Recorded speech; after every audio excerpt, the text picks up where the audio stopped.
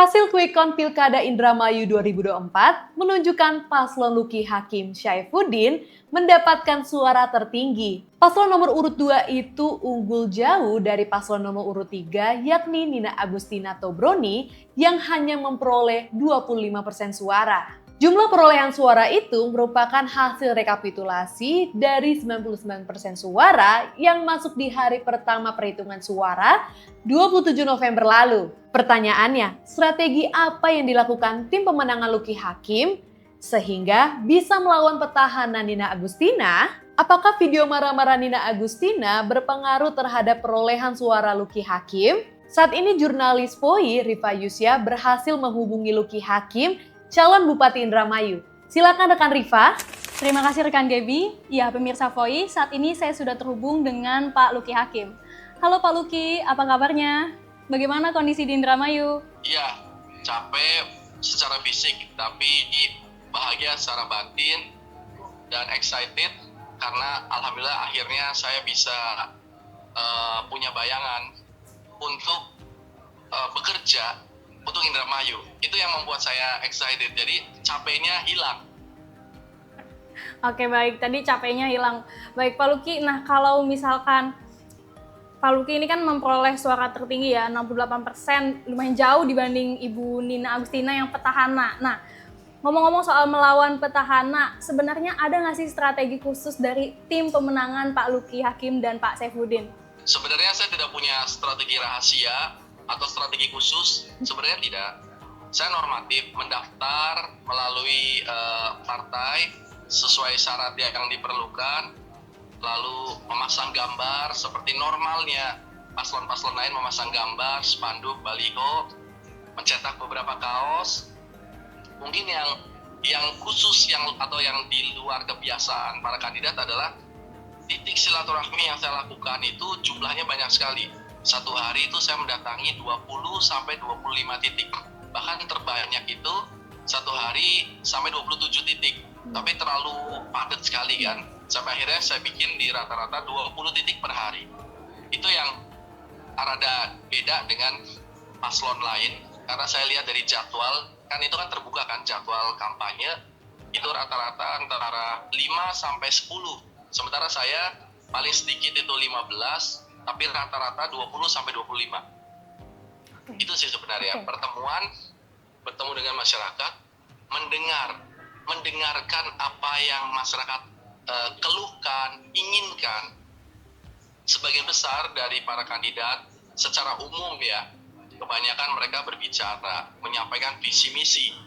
Ya, dan visi misi saya lihat visi misi rata-rata paslon-paslon itu ya baik, tujuannya kan adalah memakmurkan menuju Indramayu atau menuju kabupaten manapun untuk adil, makmur, sejahtera sesuai dengan amanat undang-undang, pembukaan undang-undang juga kan ada itu, menuju masyarakat yang adil, makmur, sejahtera. Tapi kita jarang mau mendengarkan keluhan, apalagi keluhan kearifan lokal spesifik. Keluhan itu berbasis desa, bagus. Nah, saya mencoba mendengar dan menggali dari dusun ke dusun. Titik yang sudah saya datangi total dari tahun 2021 itu ada 1.800 titik. Jadi memang saya mengkoleksi, menginventarisir permasalahan-permasalahan yang ada di Indramayu sampai ke level desa. Itu mungkin keunggulan yang tidak dilakukan oleh pihak lain, tapi saya lakukan. Saya tahu mereka turun ke masyarakat, tapi mungkin intensitasnya dan frekuensinya itu tidak sebanyak saya. Kalau ini kan saya nih Pak, karena tahu nih Bapak tadi sampai ke 1.800 titik, tapi kalau kita lihat netizen gitu kan, ngomongin netizen kan boleh berkata apa saja begitu ya Pak. Banyak yang mengatakan, sejumlah pihak mengatakan, oh Pak Luki ini mendoleng suara tinggi karena tadinya artis gitu kan, terkenal, terus followers di Instagramnya banyak. Nah, bagaimana pendapat Pak Luki terkait ya omongan-omongan netizen seperti itu? Iya, artis ataupun selebritis kita lihat dari sisi popularitas ya, artinya saya populer. Itu hanya bagian daripada part of the kemenangan ini. Popularitas adalah salah satu modal salah satu modal sebelum kita sampai ke elektoral. Tapi bisa kita lihat data, ada sekitar 20 artis ataupun selebritis ya, orang terkenal yang ikut pilkada, dan kalau itu adalah satu-satunya kunci kemenangan, maka harusnya 20 orang itu menang semua kan. Tapi pada kenyataannya tidak gitu. Mungkin hanya beberapa saja yang lolos sampai terpilih. Jadi popularitas itu bagian daripada langkah-langkah menuju ke elektoral, ke pemenangan. Dan saya mengakui bahwa betul saya populer. Popularitas saya dari hasil survei secara saintifik 97% popularitas. Tapi jangan salah, Bupati incumbent pun popularitasnya di atas saya. Bupati incumbent popularitasnya itu di atas saya, 98%. Jadi 98 manusia dari 100 itu mengenal beliau. Tapi ternyata elektoralnya cuma 25%. Artinya popularitas tidak linier dengan elektabilitas karena ada faktor-faktor, yaitu likability, apa istilahnya, kesukaan dan lain-lain. Jadi popularitas adalah modal dasar, lalu ada pertemuan yang memberikan itu tadi langkah-langkah kesukaan. Jadi orang ketemu bisa suka karena mungkin dikasih sembako ataupun dikasih tausiah ataupun orasi-orasi, dan tergantung apa yang dikasih gitu. Sehingga orang memutuskan setelah kenal mau ketemu dan suka, setelah suka mau memilih atau tidak. Jadi ada step-stepnya. Jadi tidak semua orang kayak terkenal pasti terpilih. Banyak sekali orang terkenal tidak terpilih kan gitu. Bahkan kalau tadi kita lihat bahwa keterkenalan Bupati incumbent itu jauh di atas saya, tapi tidak terpilih, dan bahkan elektabilitasnya sangat rendah menurut saya sebagai incumbent, di bawah 50% itu rendah. Oke, baik, menarik ini. Nah, ngomong-ngomong soal Bupati incumbent, kalau misalnya kita tahu juga kan Ibu Nina tadinya kan pasangan Pak Luki ya, sebelumnya jadi Bupati dan Wakil Bupati. Nah, sebelum pemilihan itu bahkan beberapa hari sebelum debat, itu viral video Ibu Nina marah-marah ya Pak ya. Nah, apakah Pak Luki merasa viralnya video itu juga berpengaruh terhadap perolehan suara Pak Luki gitu? Maksudnya kemungkinan ada masyarakat yang tadinya mau milih Ibu Nina karena video tersebut jadi memilih Pak Luki. Apakah Pak Luki merasa seperti itu? Saya melihat bahwa saya ini bicara berdasarkan fakta saintifik ya, secara metodologi ilmiah. Jadi orang itu memiliki elektoral pribadi. Elektoral pribadi itu sudah ada. Jadi dia sudah memutuskan jauh-jauh hari sebelum pemilihan sudah mau memilih, saya pilih A atau pilih B. Dan di situ terukur juga apakah masih ada kemungkinan untuk mau pilih. Biasanya di antara orang yang 30% saja. Saya punya voters pribadi yang menyukai saya secara personal, mengenal saya dan mau memilih saya. Katakanlah ada sekitar 100.000 orang. Lalu ditanya, mau nggak? Mau mungkin berubah nggak? Ada tuh 30.000 orang yang masih mungkin berubah. Nah, saya lihat seperti itu. Jadi ketika orang sudah memutuskan memilih saya dan memilih beliau, tapi berubah di detik-detik terakhir karena satu dan lain hal. Misalnya salah ngomong atau terungkap hal-hal yang sifatnya sensitif ya, seperti asusila dan lain-lain, ataupun misalnya marah-marah atau apa, itu akhirnya yang 30% itu sangat mudah untuk berubah pikiran.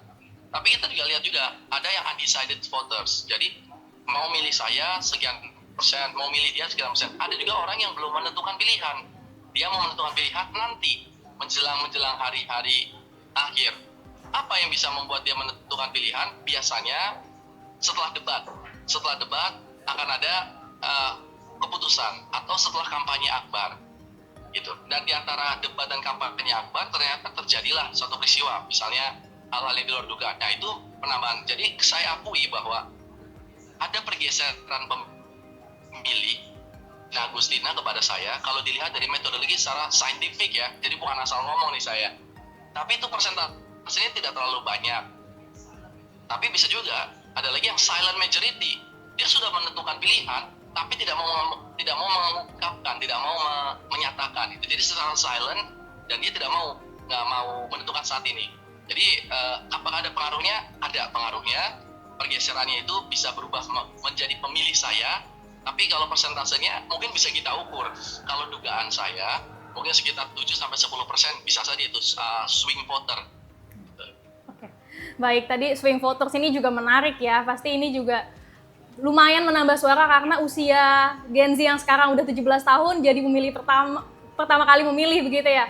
Pak Luki, nah kalau tadi ngomongin soal Ibu Nina gitu, apakah masih ada program kerja Ibu Nina yang nanti akan dilanjutkan di masa kepemimpinan Pak Luki jika nanti terpilih tanggal 16 Desember mendatang nih? Secara umum program-programnya incumbent itu adalah program-program saya juga, karena dulu kita kan berpasangan, kita menyusun program bersama. Jadi program-programnya malahan menurut saya terlalu banyak pada saat itu, 99 program. Saya memberikan sumbangsih buat pemikiran saya untuk di program tersebut. Cuman memang disayangkan program tersebut tidak jalan. Ada jalan tapi tidak merata. Sempat merata tapi terhenti dan tersendat. Jadi akan banyak program-program yang mirip yang akan saya lakukan, tapi tentu dengan nama dan platform yang berbeda. Katakanlah saya akan melakukan restorasi. Jadi sebelum saya teruskan, saya akan menginventarisir kendala-kendalanya itu apa. Kenapa nggak jalan? Apakah karena fungsi controlling ataupun karena memang program itu terlalu idealis, tidak bisa diterapkan di masyarakat, atau bisa juga karena sebenarnya masalah anggaran pendanaan. Jadi nanti saya akan inventarisir permasalahannya, lalu kalau sudah saya akan berpikir secara restoratif saja, dikembalikan ke fungsi awalnya. Jadi nanti akan ada program yang akan diteruskan bila mana itu baik, ada program yang akan diperbarui, ditambal, atau bisa juga dihilangkan karena mungkin bicara atas nama efisiensi dan efektivitas. Oke, baik. Tapi di sini mungkin teman-teman juga mau tahu kan semenjak viralnya Mara-Mara itu kan sempat dilaporkan ya Pak atas dugaan gangguan kampanye ya. Tapi kan Pak Luki kan di situ juga bilang kalau misalkan pendukung Pak Luki tidak melakukan tersebut. Nah kalau hubungan pribadi Pak Luki dan Ibu Nina baik-baik saja kan ya Pak ya? Pasti netizen juga pengen tahu nih Pak. Iya. Saya memisahkan antara hubungan pribadi dengan hubungan politik. Jadi bagi saya tidak ada ruangan pribadi di politik. Politik is politik, pribadi adalah pribadi. Nah, secara pribadi hubungan saya baik-baik saja. Kita kalau ketemu bertegur sapa, saya mengucapkan salam dan saya mengajak berjabat tangan. Setelah pisah pun saya selalu mengucapkan maaf. Bagi saya itu konteks pribadi sudah selesai kan. Halo, apa kabar Ibu Bupati? Sehat? Lalu saya ngobrol, chit-chat, lalu saya ucapkan terima kasih dan saya meminta maaf kalau dalam proses barusan ada yang mengganjal. Nah, selebihnya adalah proses politik. Hanya karena hubungan pribadi saya baik, tapi bukan berarti saya tidak boleh mengkritik. Karena yang saya kritik itu bukan pribadinya Nina Agustina, tapi kebijakan-kebijakan yang dibiayai oleh uang rakyat. Jadi rakyat harus tahu, rakyat harus kritis. Nah, saya mengadvokasi itu. Saya mewakili rakyat untuk mengkritik kebijakan Bupati. Dan bagi saya itu bukan personal, bukan pribadi. Ya, terima kasih Pak Luki Hakim atas waktunya. Sekarang saya kembalikan ke rekan Gaby. Ya, silahkan Gaby. Terima kasih rekan Rifa. Demikian interview virtual dengan Luki Hakim. Saya Gaby Nenggolan. Simak terus berita menarik lainnya di Voi.id.